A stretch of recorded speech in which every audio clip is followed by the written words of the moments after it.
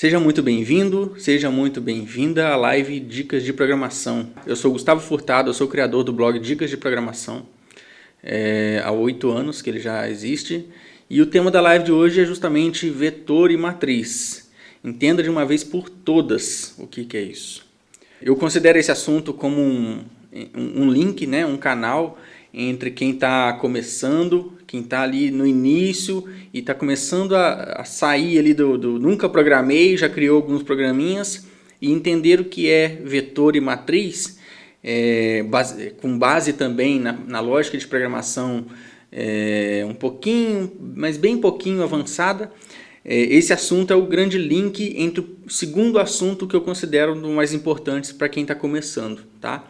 Então, lógica de programação e estrutura de dados, e o vetor e matriz é a primeira estrutura de dados que a gente conhece quando a gente está estudando, é a base de qualquer linguagem de programação que você for trabalhar, em qualquer área, qualquer sub-área, né, nesta área de programação que você for trabalhar. Então, é um conhecimento muito importante para se aprender. E tem muita gente que tem dificuldade de aprender este assunto, tá? Porque não consegue entender por que existe isso, né? Que diabos é esse tal de vetor, matriz? Quando você for traduzir, começar a trabalhar com linguagens de programação um pouco mais profissionais, você vai encontrar o termo array, tá? Então, hoje eu vou ensinar com uma didática que você vai entender de uma vez por todas. Você não vai ter mais dificuldade de saber o que é isso, tá? Bom, a primeira coisa que você tem que entender, vamos voltar um pouquinho atrás, tá? Porque não foge do básico. Você entendendo como funciona esse básico, vai ficar muito fácil entender o que é de fato vetor e matriz. O computador ou o celular que você tem aí no seu bolso, na sua mão, ou até onde você está assistindo neste momento, quando você vai comprar ele, você vê lá, tem tantos gigahertz de processamento, no processador lá dele é de tantos gigahertz, sei lá, 2 gigahertz, e tantos gigabytes de memória, né? E tem um HD, sei lá, se for um computador, ou tem um disco de armazenamento interno de 256 gigabytes, de 500 gigabytes, alguma coisa do tipo. O que a gente tem aqui? A gente tem um processador que é quem faz as contas, quem executa as coisas, tá? De um lado o processador ele faz isso, ele só executa as coisas e ele precisa de energia para funcionar, tá? Dando suporte a esse processamento ali do processador, a gente tem a memória, uma primeira memória ali. Se a gente for aprofundar um pouco mais técnico, tem uma memória um pouco mais rápida que fica ali muito mais próxima do processador, que é a memória cache. Mas para simplificar o conhecimento, vamos tratar de memória RAM como se fosse a memória que dá o suporte ali para o processador, tá?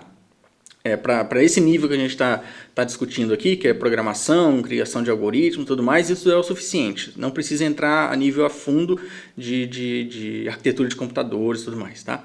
Então você tem ali o processador que executa os comandos e faz as contas, e você tem a memória que dá suporte para a execução desses comandos ali no processador, tá? E aqui na memória, na memória RAM, digamos assim, que é a que dá suporte à execução de algoritmos, que a gente declara as famosas variáveis, que nada mais é do que você falar para o processador, reserva aquele espacinho na memória e quando eu for falar sobre esse espacinho de memória com você, eu vou chamar do nome tal. Por exemplo, a idade. Eu vou guardar ali naquele espaço de memória uma idade. Quando eu falar com você, qual que é o valor lá da variável idade? Eu dei um nome para aquela variável, entende? Aí o processador vai entender, eu vou lá naquele espacinho de memória que a gente combinou antes. Aquele espaço de memória chama-se idade na nossa conversa. É idade que chama, tá? É um exemplo. E a gente tem também lá o HD e tal, né? A diferença da memória RAM com o HD ou o disco de armazenamento aí do seu celular, onde você guarda suas fotos, por exemplo, é que a memória RAM é a que está mais próxima do computador, ela é mais rápida e ela precisa de energia para funcionar. Se você tirar a energia, desligou o seu computador, o seu celular, ela desliga também, ela não tem nada, tá? Fisicamente ela até pode ter, mas quando você ligar de novo, ela vai substituir os dados ali, ela entende que não tem nada.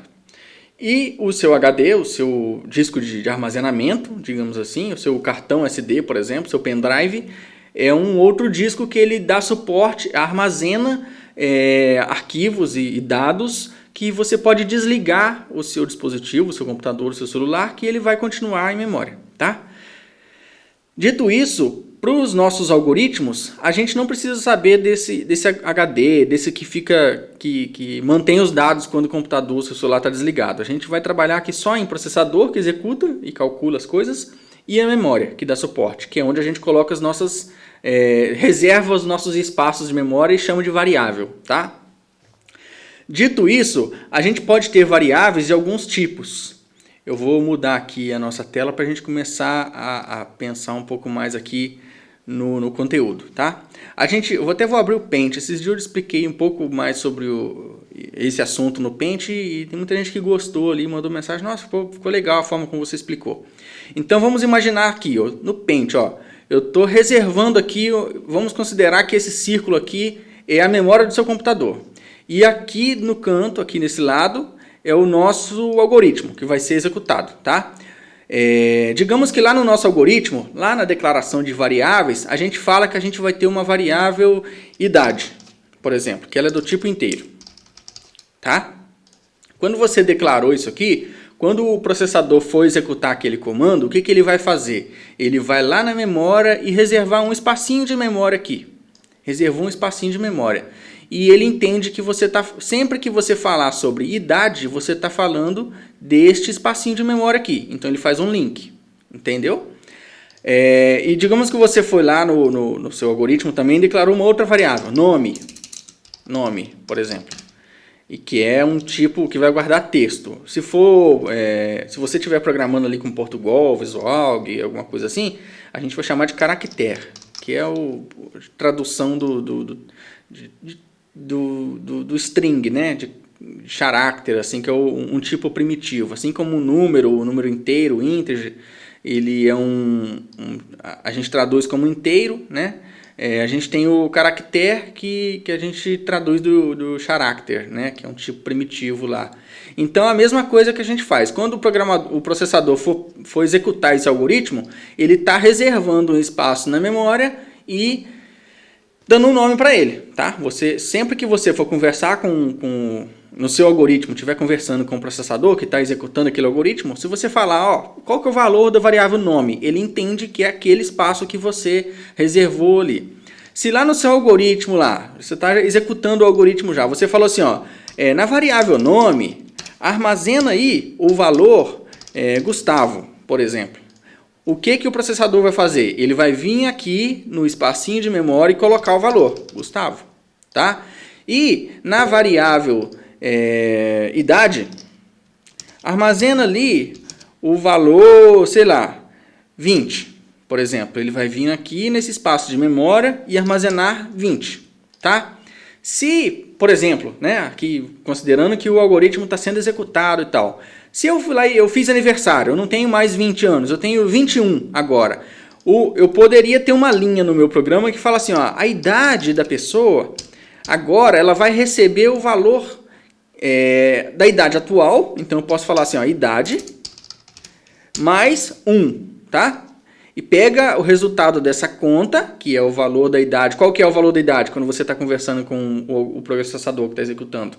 Ele vai olhar aqui, é 20. Então pega 20, soma mais 1. E o resultado dessa expressão matemática, você coloca ali na variável idade de novo. Então o que o processador vai fazer? Ele vai fazer a conta, vai vir aqui, apagar o valor que estava lá e escrever 21. Vai armazenar esse valor 21 lá. E é assim, basicamente, que a gente vai executando, o processador vai executando as contas com suporte do que a memória está dando para esse algoritmo executar o que ele tem que fazer, tá? E através desses comandos básicos, tá? Faz essa conta, armazena na variável, pega o valor da variável, faz alguma outra coisa aqui e assim vai acontecendo o algoritmo, tá? Claro que eu não estou aqui falando de estruturas de controle, se então, se não, tal, mas entendendo como isso aqui funciona, essa parte básica aqui de execução de memória, armazenamento de valores ali na memória e tudo mais, é a base para entender o que é o algoritmo, o que é o vetor e matriz tal, e o algoritmo também já vai ficando mais claro como a coisa vai acontecendo ali no computador. Quando a gente fala de vetor e matriz, eu escrevi um post aqui no blog há algum tempo atrás, que ele mostra pra gente, facilita um pouco esse entendimento, tá? A diferença de uma variável normal para um vetor, falando de vetor exclusivamente, é que uma variável ela armazena um valor. Um vetor armazena vários valores. O que a gente teria aqui na variável, se a gente tivesse uma variável chamada idades, no plural, olha só, se eu tivesse uma variável aqui, ó, idades, que ela é um vetor aí lá depende da sintaxe da linguagem que você estiver programando. Mas vamos dizer que ele tem 5 posições ali. Tem, sei lá, 5 posições. E é do tipo inteiro. Se eu tiver um vetor de idade, tá? Então, deixa eu até puxar aqui um pouquinho esse texto. Ó, o que o processador vai fazer quando ele lê isso aqui? Ele vai reservar um espaço maior na memória e vai separar esse espaço da memória em alguns pedacinhos aqui, ó. De exemplo, tá? Até ficou um pouco desproporcional, mas a gente falou que é 5 espaços, e depois 1, 2, 3, 4, 5. Beleza. E o que ele faz é falar assim, ó, quando eu falar de idades, eu estou falando com todos esses espaços de memória ao mesmo tempo, tá?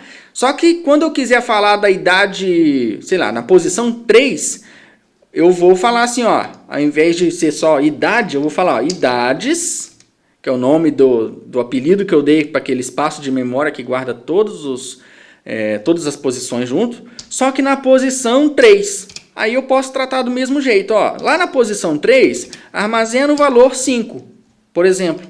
Eu poderia executar esse pedaço de código aqui. O que o processador iria fazer? Ele iria vir aqui na posição 3 e colocar o valor 5. Viu como ficou simples? Então, para que serve vetor e matriz? Para que eu reservaria um espaço grande na memória para armazenar vários pedacinhos de código, vários pedacinhos de valores ali nessa variável?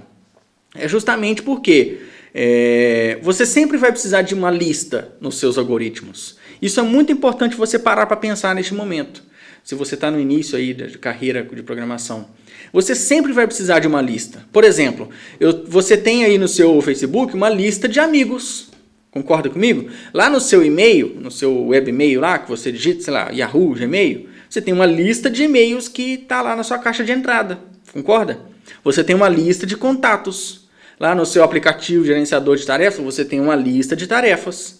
E você tem uma lista de tarefas completas, você tem uma lista de tarefas de hoje, você tem uma lista de tarefas de amanhã, da semana, entendeu? Ao longo do tempo, você não trata, na programação, você não vive só de variáveis simples, do tipo inteiro, do tipo caractere, do tipo valor real, né? Coisas do tipo.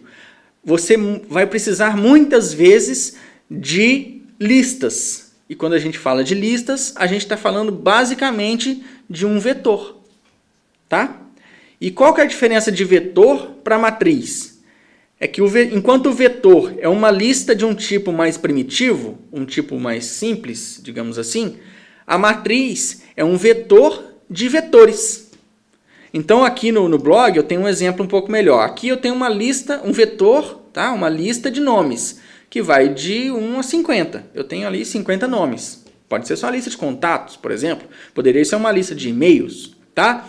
E aqui embaixo eu tenho um array, uma matriz, que nada mais é do que um vetor de vetores. Por exemplo, se eu tenho 50 alunos, eu poderia ter as 4 notas de cada um desses 50 alunos. Olha que legal. Então, eu poderia, para cada um desses alunos, eu poderia ter um vetor de 4 posições. E é isso que a gente tem aqui, ó, uma matriz de notas dos alunos. Se eu quiser saber do aluno Carlos, por exemplo, qual que foi a nota que ele tirou no segundo bimestre, eu poderia acessar essa matriz de notas, acessando o valor 3, né, que é a linha 3, aqui, ó, 1, 2, 3, a gente está falando do Carlos, por exemplo, na posição 2. Então, seria dessa lista de vetores, eu quero o terceiro vetor. E desse terceiro vetor, eu quero a segunda posição dele. Matriz nada mais é do que isso. Você está reservando na memória uma lista de vetores, que é uma lista de alguma outra informação, tá? Que aqui a gente, por exemplo, está tratando... Aqui é um vetor de nomes, string, caractere, tá? E aqui é um vetor de vetores, e cada um desses vetores é de um número real. No caso aqui, ó, como eu tenho um valor decimal, 9,5, por exemplo, eu não posso falar que é inteiro mais, tá? Considerando que cada variável ali tem um tipo, aqui é um valor real. Se a gente for usar numa linguagem de programação mais profissional, assim, digamos, seria o tipo double ou float, tá? Que, começando pelo float, é float justamente porque a gente tem a vírgula flutuando ali naqueles números. Imagina que você tem lá 1, 2, 3, 4, 5, 6, 7. Só que se você tem 1,234567, você tem um número mais digamos ali, eu esqueci o termo matemático, tá? Na escala, né? De 1 a 10 ali. Se você tem 1, 2, vírgula, você tem ali na escala de 10 a 20. Tá? Então são 2 dígitos e aquela vírgula ela pode flutuar ali. Por isso que tem o tipo float. E o double, né? Dessas linguagens que a gente tem, por exemplo, Java, tem o float e tem o double. O double é porque o float ele consegue armazenar 32 bits na memória. Cada bit armazenando 1 ou 0 só. Aí convertendo de binário para... Mas não precisa se apegar a isso não. E o double é justamente o dobro disso. Então ele tem 64 bits que ele consegue armazenar. Tá? Então um pouquinho de curiosidade aí para quem está começando a estudar essas linguagens Java, C Sharp, C... qual a diferença desses tipos, tá? É mais quantidade de valores que ele conseguiria armazenar ali na memória, tá? Então eu acredito que tenha ficado um pouco mais claro para você o que é um vetor e o que é uma matriz. E ao longo do tempo, quando você for começar a trabalhar, quando você já estiver mexendo com linguagens um pouco mais profissional, você não vai falar mais de vetor, assim. Algumas linguagens até tem ali uma abstração, uma classe chamada vector, alguma coisa assim, mas no final das contas tudo isso é um array. Tanto é que o título desse post aqui é o que são vetores e matrizes e entre parênteses arrays. Porque o array é isso aí, é armazenar várias posições para o mesmo tipo de dado, mesmo que esse tipo de dado seja um outro array. E dentro desse array pode ser de um outro array. Você pode ter quantas dimensões forem necessárias ali. É que para a gente visualizar é mais fácil assim, de 2 dimensões, né? Fica mais tranquilo, mas pode ser quantas você precisar ali no seu sistema, no seu código. Tá? Pensando aqui nessa abordagem aqui, eu tenho os nomes dos alunos e aqui eu tenho uma matriz das notas. Imagina que você é um professor e tem, sei lá, 10 alunos e você quer calcular a média de todos eles. Você poderia ter um programa mais ou menos parecido com esse aqui, tá? Acredito que esteja um pouco pequeno, mas dá para dar um... Vou pôr ele aqui no bloco de nota e dar um zoom para ficar mais fácil, para a gente enxergar melhor aqui. Então, tudo que está aqui com uma aspa, com 2 barras aqui, a comentário, eu vou tirar aqui para diminuir um pouco o código aqui, tá? Então, digamos que a gente tem esse algoritmo aqui, ó, média de 5 alunos. Por exemplo, você é um professor que tem 5 alunos e quer colocar as notas de cada um desse aí e no final você quer ter a média de cada um. E quem passou, quem não passou, etc. Tá? Então, o que você precisaria? Por exemplo, você poderia precisar de um vetor com os nomes de cada aluno. Por exemplo, aquele lá que eu comentei aqui, ó.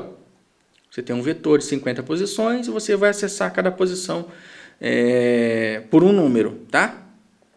E você poderia precisar também de uma matriz que é um vetor também, como eu comentei, né? Só que ele, ao invés de ter uma posição só, ele tem 2. Ele é de 1 a 5, que são a quantidade de alunos, vamos pensar assim nas linhas, e de 1 a 4, que são as quantidades de notas, vamos pensar em colunas. E é do tipo real, como eu comentei, ele tem ali um valor decimal, tá?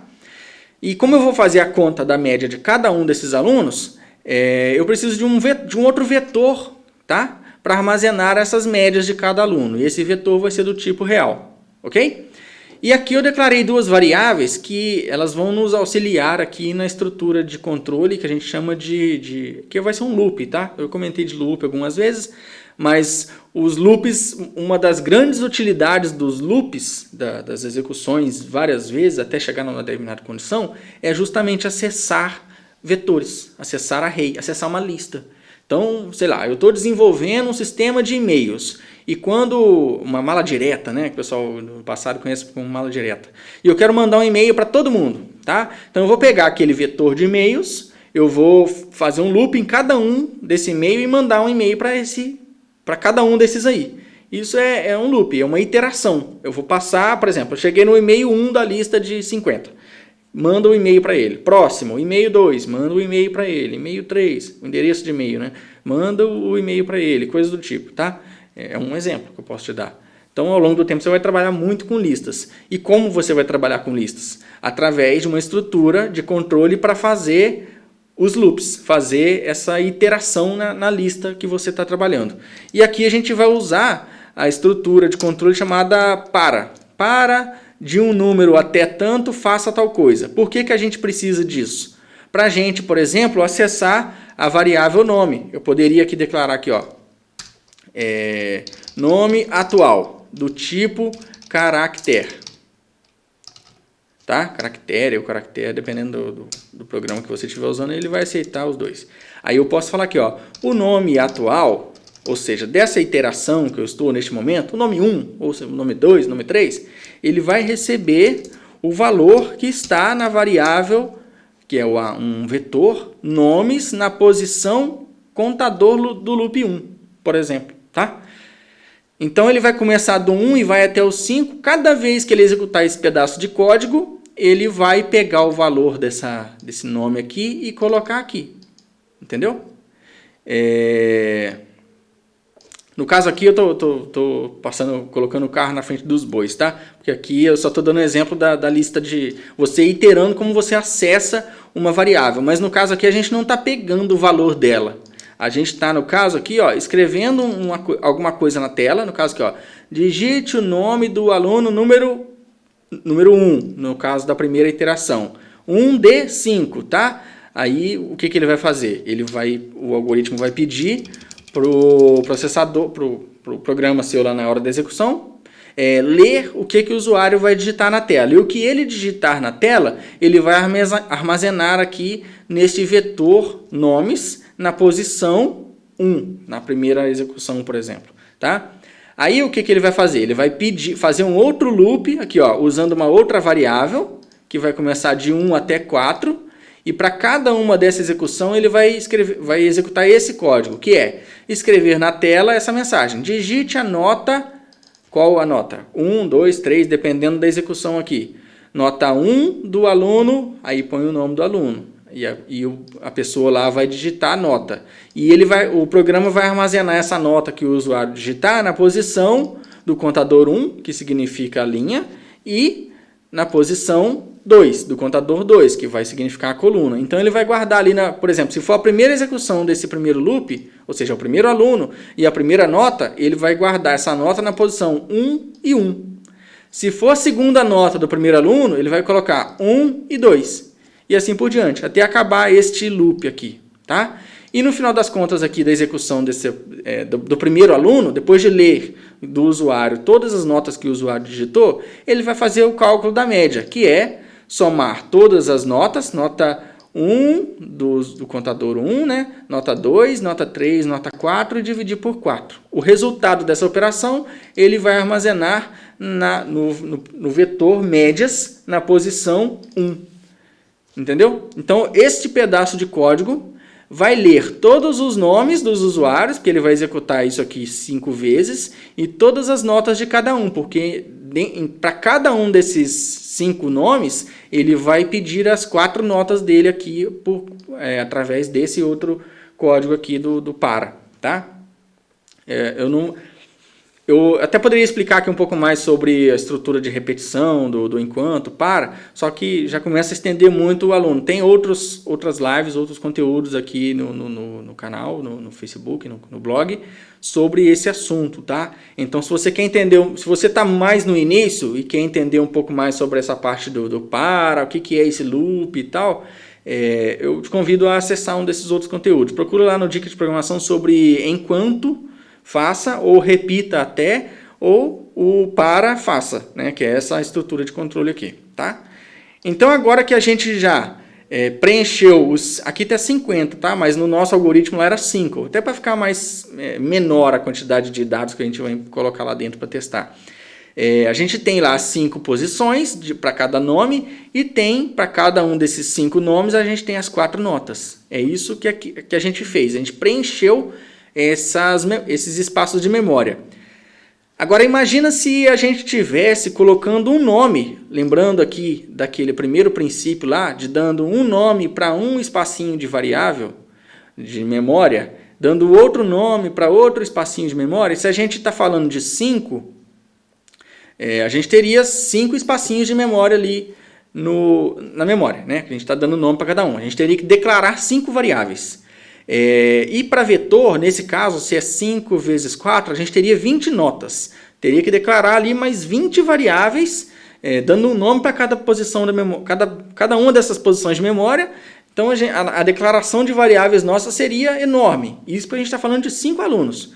E se fosse um exemplo igual desse aqui, que tem 50 alunos? Se fosse 1000, lá na sua lista de e-mails, lá, quantos e-mails você tem na sua caixa de entrada? É mais de 1000? É 10 mil? É 100 mil?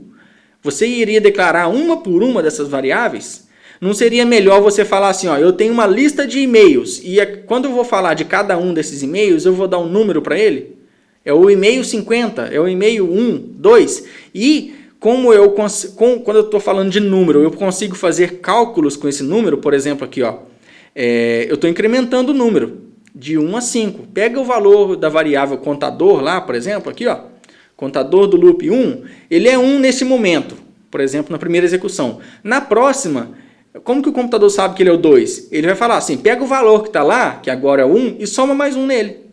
Pega o valor que está lá, 32, soma mais 1, o próximo agora é o 33. Se eu consigo fazer conta com o número, eu consigo, de uma forma mais inteligente, acessar cada um daqueles espaços na memória. É para isso que serve o array. O vetor, né?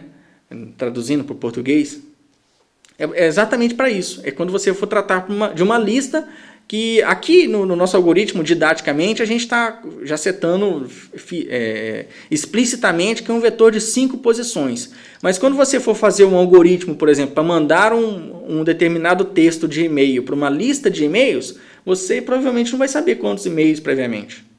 Hoje pode ser 50, amanhã pode ser 55. Aí você vai vir alterar o seu algoritmo na mão para mudar aqui, agora não é 50, é 55, tá? Não é assim, entendeu? Aliás, se eu não estiver trabalhando com vetores, eu vou ter que alterar o algoritmo para criar mais 5 variáveis, só porque aumentou a lista de e-mails, entendeu? Esse é o grande motivo dessa estrutura mais básica que é o vetor, é ter uma lista de alguma coisa, tá? E, a princípio, principalmente nas linguagens tipadas mais antigas, aí no C, C++, Java e tal, quando a gente fala de vetor, de um array na forma mais primitiva, a gente de fato já fala quando vai declarar essa variável, a gente já fala para o algoritmo qual o tamanho dele. Só que tem outras estruturas de dados que conseguem fazer isso aí um pouco mais dinâmica, deixando um pouco mais transparente, mas no final das contas ele faz a mesma coisa, ele cria lá um vetor, né, um array na memória com um espaço já especificado. Então, por exemplo, se eu tenho agora uma lista de 5 alunos, por exemplo, e chegou mais um aluno, o Java, por exemplo, algumas outras linguagens, ela vai deixar um pouco mais transparente para você, se você usar uma classe chamada list, por exemplo, na verdade é uma interface, um array list, que é a classe que eu queria mencionar, ela vai deixar um pouco mais transparente. Você só vai falar assim, ó, adiciona aí o 6º item, mesmo que você tivesse declarado uma variável de 5 posições, um array de 5 posições. O que ele vai fazer? Ele vai criar um novo array de 6, sei lá, ou se ele for um pouco mais se preparando para o futuro, ele poderia falar assim, agora não é 5, é 10. Tá? E deleta aquela outra variável que eu estava usando de 5, copia tudo aqui para essas primeiras 5 posições e acrescenta mais um ali, tá? Para eu poder usar. Então fica mais transparente, a gente não precisa saber disso. Tá? Só que o mais básico que ele vai fazer é exatamente isso aí, reservar um espaço de memória com tantas posições para serem usadas ali ao longo do tempo. E o vetor, a importância de você aprender o que ele é e por que ele existe, nessa questão de lista, é principalmente por causa do segundo passo que você vai dar na sua carreira como programador. Se a primeiro momento você está aprendendo ali o básico de lógica de programação, com C, então, se não, uma estrutura enquanto, um para, alguma coisa assim, quando você começa a entender o fundamento de por que existe um vetor, você está entrando na outra área que está acima ali do algoritmo, que é o segundo passo na sua carreira de programação, que é a estrutura de dados. Tá? Estrutura de dados é justamente isso aí. Essa é a mais básica. É uma estrutura que você armazena uma quantidade de valores ali. Tá? Tem muitas outras estruturas, por exemplo, árvore, ou até a própria lista que eu comentei agora há pouco aí é uma estrutura de dados. Que você pode colocar mais coisas ali, retirar mais coisas. Um outro exemplo de estrutura de dados é pilha. Se você for pensar como uma pilha de pratos, você vai colocando uma informação em cima da outra e depois você pode tirar. Pega o primeiro prato, pega o segundo, o seguinte, assim por diante. Você pode encher uma pilha e esvaziar uma pilha, que são formas de você trabalhar essa estrutura de dados específica. Um outro exemplo é uma fila. Então imagina lá no exemplo de e-mail, por exemplo, que no meu algoritmo ele está mandando enviar esses e-mails para cada um dessa lista. Mas talvez, como eu posso ter uma lista de muitos e-mails, e isso pode dar problema aí com os provedores de internet, eu posso ter um outro algoritmo que vai efetivamente mandar esses e-mails. Ele só vai receber a informação assim, manda um e-mail tal para tal pessoa. Ele não sabe quantos vai ter e tudo mais. Como você passa essa informação para esse outro serviço que vai efetivamente enviar o e-mail? Pode ser através de uma fila, entende? Você está criando uma fila de pessoas mesmo, e o primeiro a entrar é o primeiro a sair na fila. Então, eu tenho o e-mail número 1, eu estou falando assim, manda um e-mail para essa pessoa. Independente se ele mandou ou não, eu já estou mandando ele enviar o segundo. E eu crio ali uma fila de e-mails para serem enviados. Tá? Esse outro programa, ele vai lá e pega o primeiro, manda o e-mail. Pega o segundo, manda o e-mail. Pega o terceiro, manda o e-mail. Entendeu? É um exemplo de uma outra estrutura de dados, chama fila. Entendeu? E o array, se a gente for parar para pensar, ele dá suporte para muitas dessas estruturas de dados. Por isso que ele é ali o link do primeiro passinho de bebê, de início que você deu nessa carreira como programador, para o segundo. Entendeu? Então, enquanto você está engatinhando na lógica de programação, a estrutura de dados, você está dando ali os seus primeiros passinhos em pé, segurando na parede, né? Fazendo uma analogia com você crescendo como pessoa. Tá? Então, é bem interessante essa questão aí. Tá? E aqui, seguindo, por exemplo, o nosso exemplo, enquanto essa estrutura, esse código que eu dei de exemplo aqui, ela preencheu todas as informações que a gente precisaria para executar esse cálculo, este outro pedaço de código ele vai mostrar o resultado. Por quê? O que ele está fazendo? Tá? Ele está iterando aqui de novo de 1 a 5 para uma primeira iteração. E se, para cada um desses alunos, digamos, se a média do aluno for maior ou igual a 6, ele vai mostrar na tela assim, o tal aluno, vai falar o nome da pessoa, como que ele descobre o nome da pessoa? É o vetor nomes na posição X, posição 2, posição 3, 4, 1. Foi aprovado, por quê? Aqui a gente fez um teste. Essa nota ela foi maior que 6, maior ou igual a 6. Então ele foi aprovado e com essas notas, aqui ele está imprimindo as notas, tá? Não precisa se preocupar com esse monte de código aqui, é só você entender o conceito, é uma coisa mais importante. E a média tal, apresentando o valor que está lá no array, no vetor média, tá? Um exemplo aqui de utilização aqui de array, né? E aqui que é o caso senão. Se o aluno teve uma nota contrária, ou seja, não foi maior ou igual a 6, se ela não é maior ou igual a 6, ela só pode ser menor, concorda? Então esse aluno foi reprovado, que é o texto que ele vai imprimir na tela. Tá? Aí aqui naquele post que eu tinha feito lá no passado, ele tem um exemplo. Se a gente for executar esse algoritmo, primeiro ele vai pedir para a gente digitar os valores. Aí eu dei aqui um exemplo. O nome de uma pessoa, digitou as notas, segunda pessoa, outras notas, terceira pessoa, outras notas e tudo mais. E no final ele mostrou o resultado de cada um. o aluno tal foi aprovado com essas notas e essa média. O aluno tal foi reprovado com essas notas e essa média. Entendeu?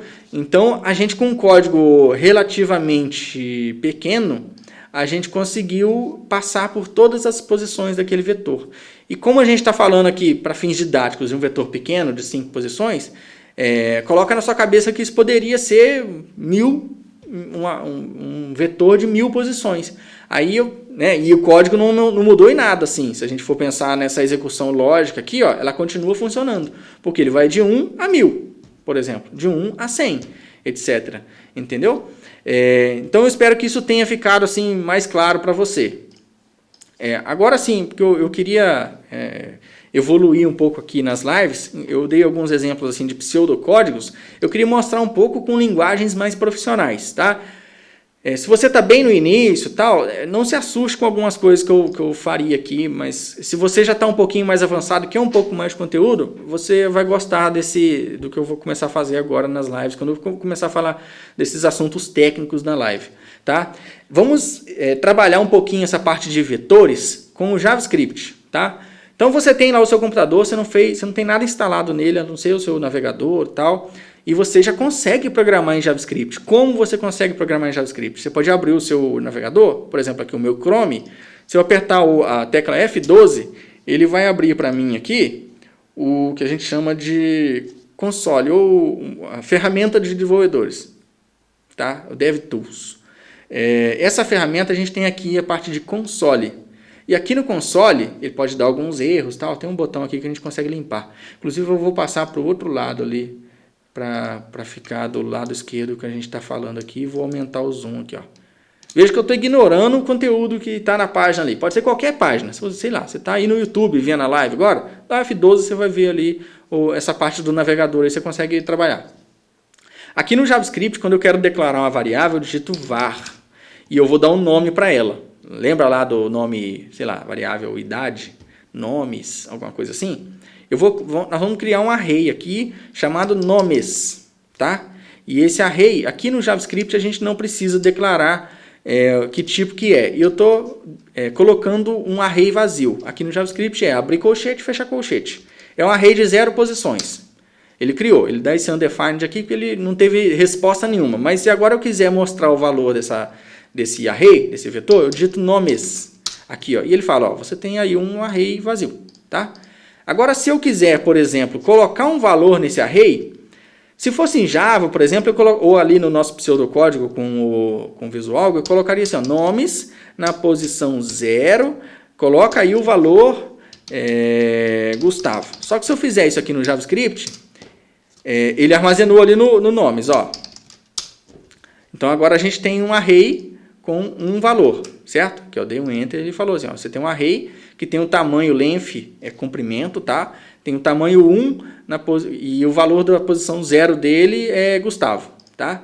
Se eu quiser agora colocar um valor na posição, um item na posição 2, sei lá, João, na posição aqui, só contextualizando, eu falei na posição 2 e coloquei 1, porque JavaScript ele é indexado em 0. Então, enquanto lá no nosso pseudocódigo a gente falou de 1 a tanto, aqui no JavaScript, no Java, C# e várias outras linguagens, ele começa no 0 e vai até a posição, tamanho do seu array, do seu vetor, menos 1. Então, sei lá, eu tenho um array de 50 posições, o último item dele é o 49 e o primeiro é o 0. Então, agora se eu quiser acessar o valor do item 1, ele vai falar para mim, é João. Se eu quiser acessar o valor do item 2, da posição 0, por exemplo, do primeiro, acabo confundindo aqui nas palavras, porque a cabeça pensa uma coisa e ali escreve outra e tal. Então, da posição 2, o segundo valor, que é o da posição 1, é João. O primeiro valor, que é o da posição 0, é Gustavo, porque foi isso que eu coloquei lá. Agora, se eu quiser alterar o valor da variável da primeira posição, eu colocaria aqui outro valor, Pedro, por exemplo. E agora eu tenho um array de nomes, tá? Que tem agora Pedro e João. O valor daquela primeira posição foi substituído. Voltando lá para nosso exemplo aqui, é como se eu tivesse aqui, Gustavo e João. Aí depois eu vim aqui, apaguei, por isso que é variável. Apaguei o valor que estava aqui, que era Gustavo, e escrevi Pedro. tá? Foi isso que aconteceu aqui. Entendeu? Então, aqui falando de JavaScript, você já pode começar a brincar aqui com o JavaScript. Se eu quiser fazer uma iteração nesse array, eu poderia, por exemplo, aqui, eu vou imprimir cada um desses itens aqui. Embora aqui com o console seja simples, mas eu poderia fazer assim, ó, for, tá? For i, que vai de 0 até o i ser menor que a variável nomes, ponto length, tá? E o i vai incrementar de 1 em 1. O que eu vou fazer aqui? Eu poderia abrir chave, eu não preciso nem dar enter aqui, tá? Eu vou imprimir console.log, que é para aquele escreva que a gente fez lá no nosso algoritmo. Escreva o quê? Escreva o nome da pessoa. Nomes, na posição i, o nome da variável é i, mas poderia ser aquele contador também, tá? E eu posso escrever aqui, eu vou concatenar, enquanto lá a gente usava vírgula, é legal. Por exemplo, eu vou escrever aqui, ó, tal pessoa é legal, tal outra pessoa é legal. E aqui eu posso pôr um ponto e vírgula. Se eu executar esse código aqui, se eu não errei nada, tá? E errar é completamente normal, aqui o que ele executou, ó. Ele executou justamente, para cada um daqueles itens, ele imprimiu o nome da primeira posição, é legal. O nome da segunda posição, é legal. Eu vou colocar mais um aqui, ó, nomes, na terceira posição, vai receber o valor, eu vou pôr o nome de uma mulher agora, Maria, tá? E eu vou executar aquele código de novo. Eu posso copiar lá e colar aqui. É o mesmo código, tá? Agora ele vai imprimir. Pedro é legal, João é legal. Olha só, undefined, ou seja, não definido é legal, e Maria é legal. Olha que legal, eu falei da posição 3, mas lembra que o JavaScript ele começa em 0? Então, na verdade, a gente está falando da quarta posição, e foi o que ele fez aqui. Ele criou um array de 4 posições, ignorou o que estava na terceira posição, ele falou assim, ó, isso aqui não está definido, por isso que ele falou undefined.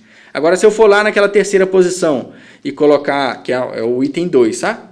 E colocar um outro nome aqui, sei lá, Marcos, e executar aquele código nosso lá de novo, olha lá, agora ele executou, Marcos é legal aqui na terceira posição, entendeu?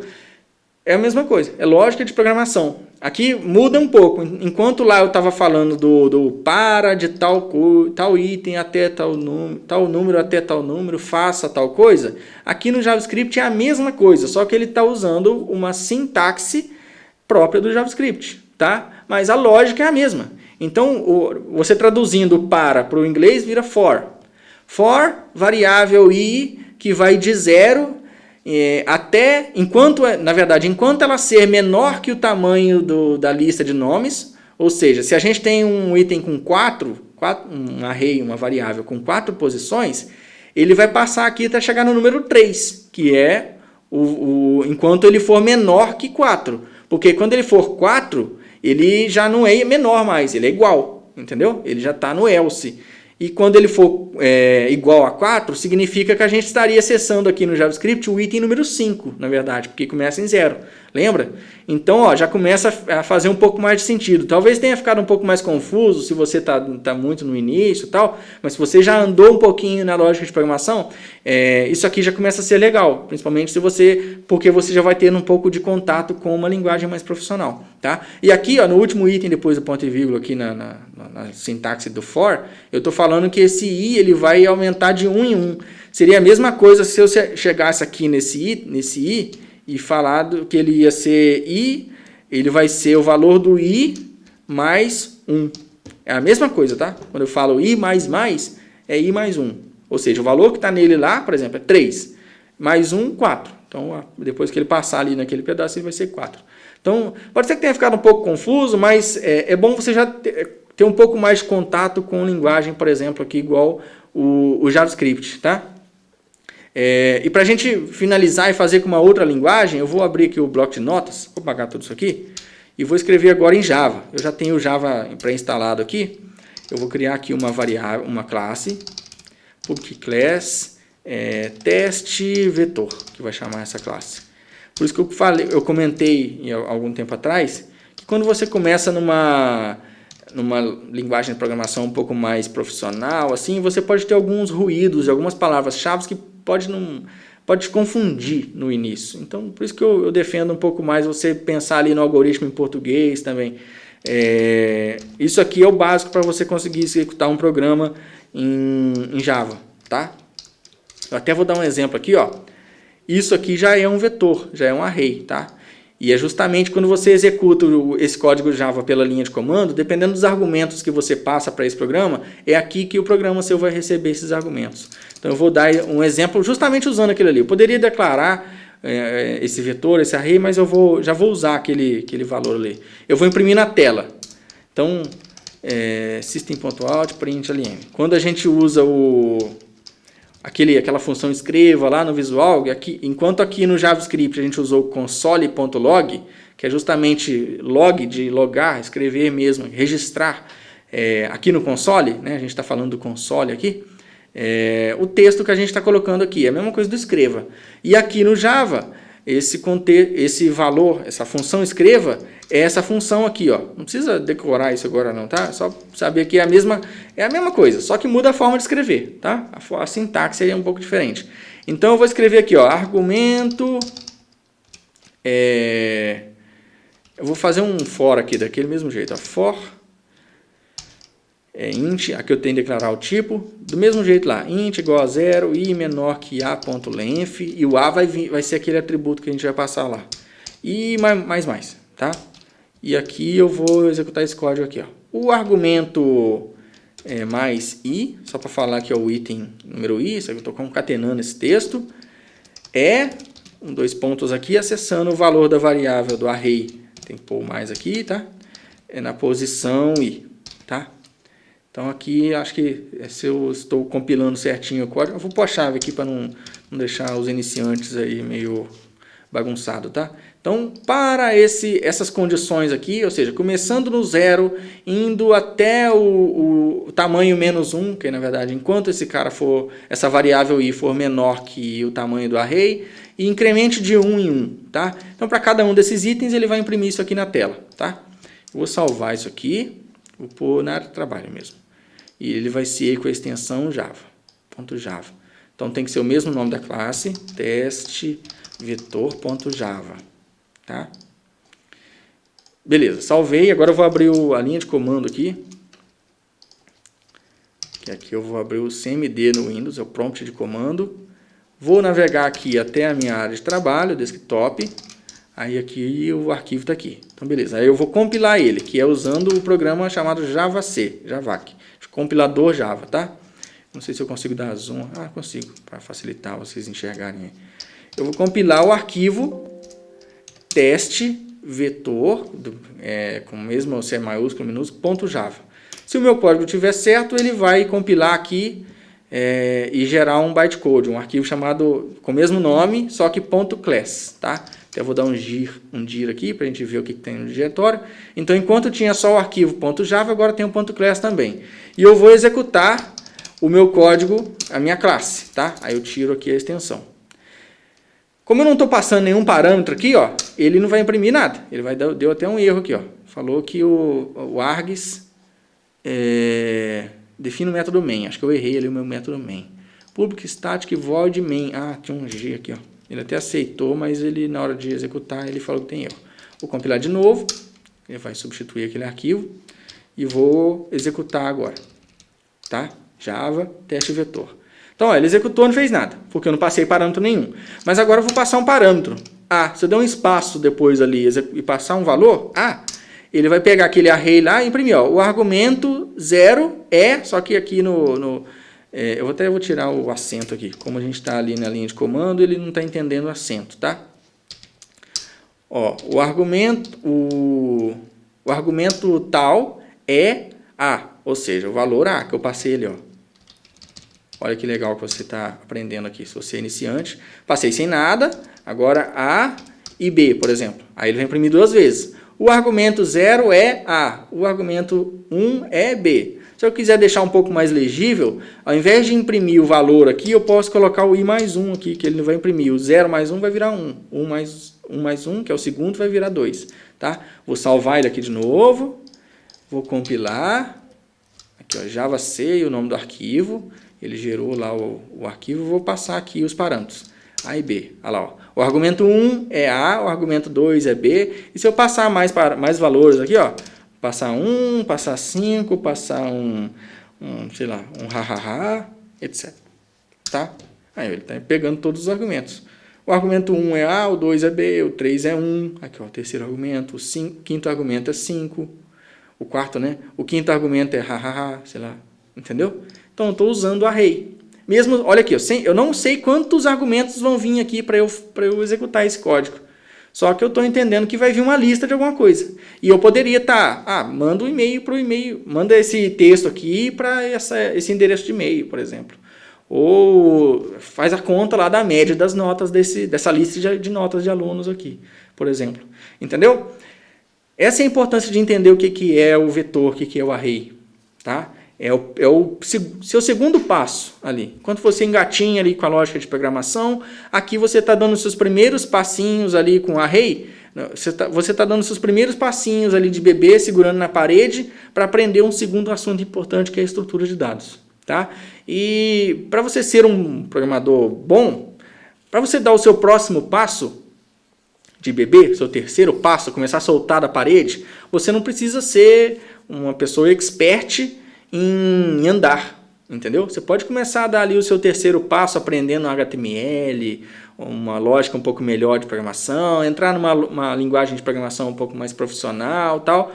O que eu quero dizer com isso? Você não precisa ser um expert em estrutura de dados. Você não precisa ser a pessoa que mais manja de escrever ali uma busca numa árvore AB, por exemplo. Entendeu? Isso que é interessante você saber. Você não precisa chegar nesse nível, ok? Então é isso. Acho que deu para ajudar aí o conceito de array, de vetores e tal, para você aprender o que é array e vetores, sem muito sofrimento aí.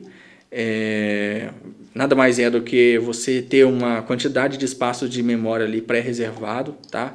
Espero que tenha clarificado um pouco melhor para você aí essa questão aí de vetores e array, porque é importante você, quando você está saindo ali do basicão ali da lógica de programação, para você avançar um pouco mais profissionalmente nessa área, tá? Beleza, então essa foi mais uma live Dicas de Programação, tá? Onde eu entrego toda a minha experiência em desenvolvimento de softwares, mais de 15 anos trabalhando nesta área, para ajudar você e outras pessoas que querem aprender programação de uma vez por todas, sem sofrimento. Eu gosto de dizer que programação hoje é como se fosse um motorista do passado. Quando começaram a surgir os primeiros carros ali, você ser um motorista era uma profissão. Hoje em dia, ser um programador é uma profissão. Mas num futuro próximo, aí, em que a tecnologia ela passa sendo mais normal, assim como um carro é normal hoje em dia, você ser um motorista não necessariamente é uma profissão. Tá? Você pode ter isso aí como um auxílio para a sua outra profissão. Se você é um vendedor, por exemplo, você pode precisar de uma habilitação para dirigir, para você visitar outros lugares. E a programação é parecido com essa analogia. Você vai, em um futuro próximo, a programação ela vai dar auxílio a muitas outras profissões. Entendeu? Você pode ser habilitado na programação para você ter uma outra profissão qualquer, tá? Então, espero que você tenha gostado. Se você gostou desse conteúdo, desse assunto, você pode curtir aí o Facebook, a nossa página, se inscrever, aquele procedimento padrão do YouTube. Se inscreve aí, curte o vídeo, clica no sininho. Tem o Instagram também e tem o Telegram, tá? Telegram, se você quiser acessar o nosso Telegram, ele é esse endereço. Vou apagar aqui a classe, tá? https://t.me/dicas de programação. No Telegram, o nosso canal, eu posto conteúdos ali com mais frequência, tal. Você pode ter acesso a conteúdos, tá? A gente estaria mais próximo ali com o Telegram, tá? Até mais. Tchau, tchau.